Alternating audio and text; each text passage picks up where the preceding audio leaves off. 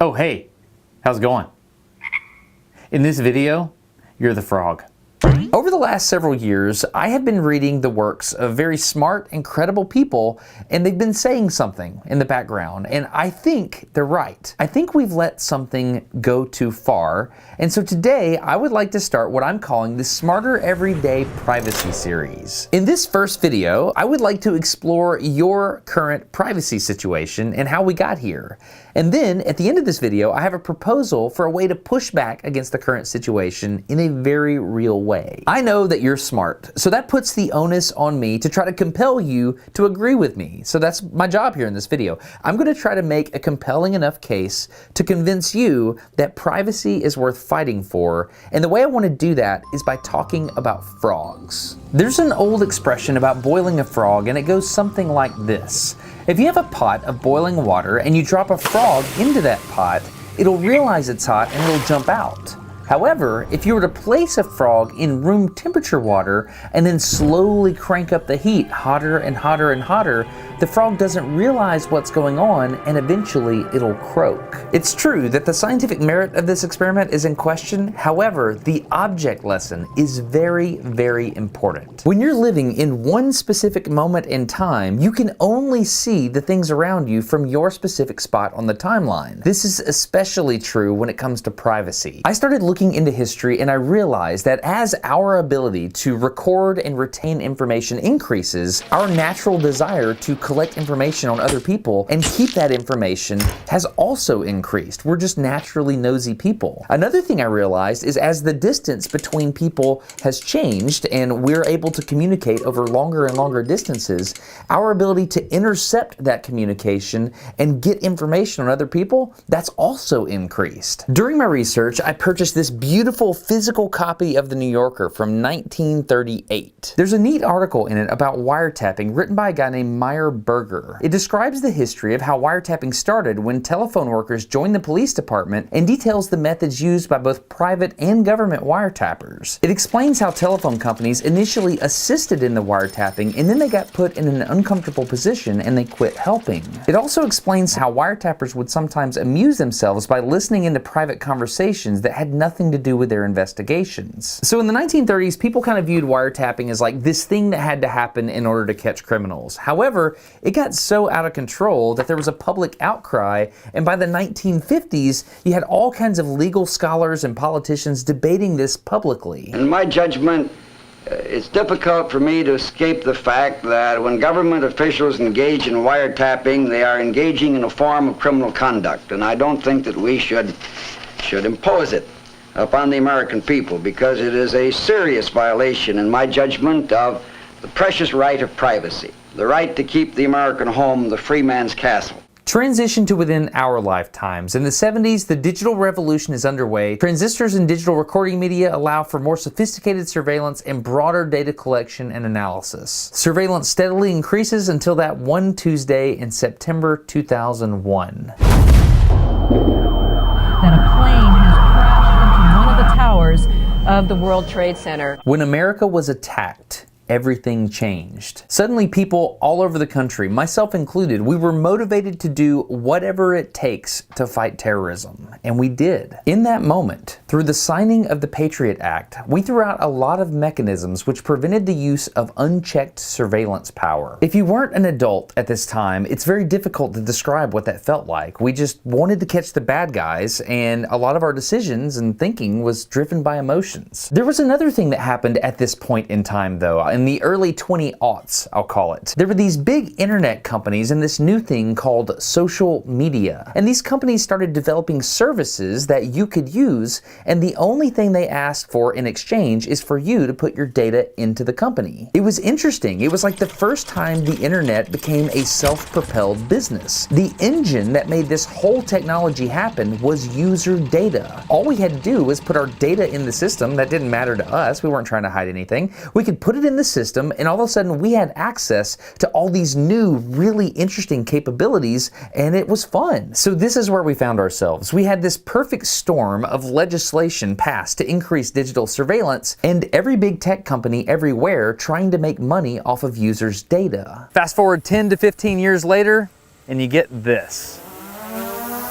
gigantic data farms within driving distance of wherever you live. These things have been quietly popping up all around us and you might not have noticed. I don't know what this specific location is for, but what I do know is that it's full of data. We put data in huge places like this every day. Okay, now we're on the other side of Huntsville in a sketchy Sprinter van getting drone shots of the Facebook data center. This thing is absolutely massive. There are 2 buildings that are completed. There are 2 other buildings that are under construction. This is insane. If you're not paying for the product, you are the product, and I don't pay for Facebook, WhatsApp, or Instagram. I don't know if you do. You are the product, and this is where they store that product. Some of the stuff that's stored in data centers like this, I'm frankly grateful for. This video, for example, I am grateful for the ability to distribute this to everyone for free. Some of the stuff that's in these buildings, I'm not cool with. How long I looked at a particular picture on Instagram, what my search history was, what the location of my phone was last night, where you slept, who slept there with you. It gets weird, doesn't it? It's more than that though, because I've got all my documents, like personal and business, I've got all my emails, it's all there. That's the treasure trove. It's all in one place. Is that smart? So if you're like me, you might be okay with your data being stored in a facility like this as long as it was kept private. But what if I told you there is a way for someone to remotely extract data from your records without you knowing it? Because that's exactly what happens. In the US, we have the 4th Amendment to the US Constitution, which was ratified in 1789. At this point in time, people were concerned about unreasonable searches and seizures of their papers and effects. You were concerned about a literal soldier with a gun showing up at your house and rifling through your physical papers. We now live in a very different time. Now someone just has to gain access to your digital files wherever you store them, which is easy to do without you knowing because we no longer maintain physical control of our effects. I would argue that our effects should include our digital property, but currently effects are commonly interpreted as only someone's physical property. So at this point, I'm looking at the 4th Amendment. It makes a lot of sense to me. If we could just get that to extend to digital property, then we're golden, right?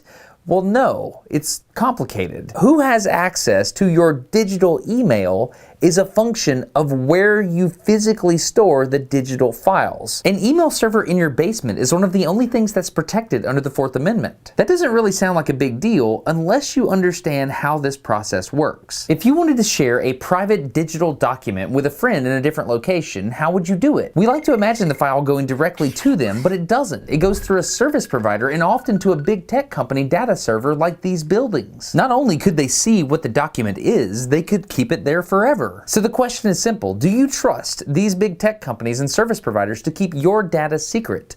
Because you shouldn't.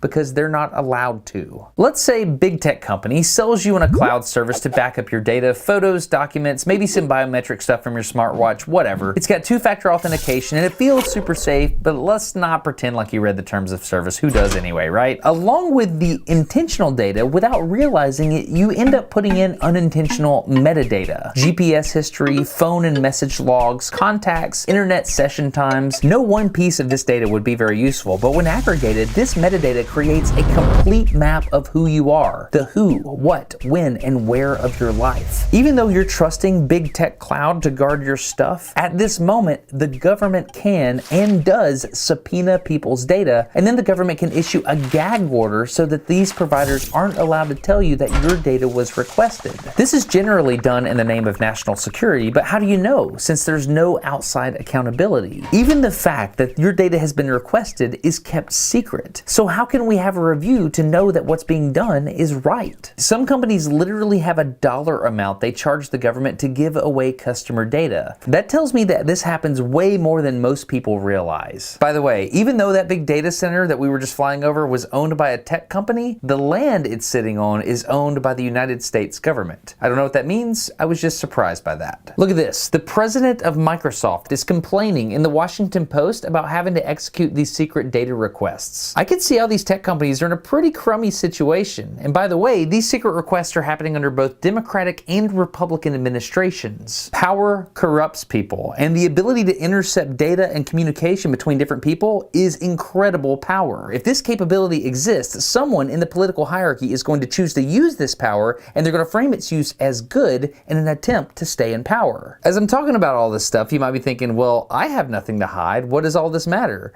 And the answer is, this can deeply affect affect your life. Cybercrime and data leaks are at an all-time high. Have you ever gotten a sudden surge of spam in your email? Have you started getting a ridiculous amount of robocalls? Has anyone opened a credit card in your name? Have you received physical letters from your bank or employer saying, sorry, but our system was compromised and your personal information has been stolen? All of these things are the results of hacks and leaks of your information that was sitting unprotected on someone else's system. We've been conducting our business every day in a manner that gives other companies control of our information.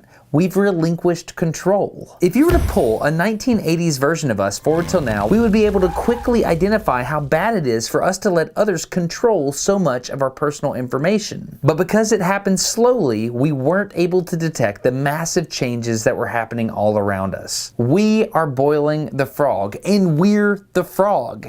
We are giving away our privacy for convenience, entertainment, and social media. My question is this the way it has to be? The first thing that made the internet run was an engine that ran off of users' data. Oftentimes though, the first version of a technology is not what's ultimately in the best interest of society. We're now running today's internet by still using the same type of engine we started with, and a byproduct of this approach is the spewing out of your private data all over the internet. Like air pollution, the damage this does is not immediately obvious, but in the long run, it wreaks havoc on our society and eventually becomes an existential threat. Just like how most car manufacturers are swapping out internal combustion engines for cleaner electric motors, it's time to take the next big step for how we use the internet.